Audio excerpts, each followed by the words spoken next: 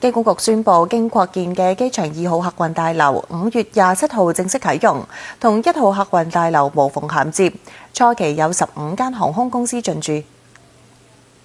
呢幾個月咧，就 T1 咧就越嚟越係忙碌㗎啦。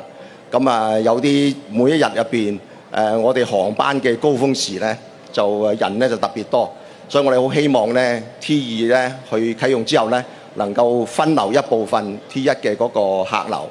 咁我哋成個 T2 嘅設計嘅理念咧，希望係會更加係活潑、年青化，同埋係有科技感。咁為大家咧就係帶入咗好多新嘅一啲自助服務嘅設施啦。咁亦都咧就會有好多新嘅智能嘅科技啦。咁我哋都引入好多新嘅餐飲嘅一啲選擇。我相信大家會喜歡嘅。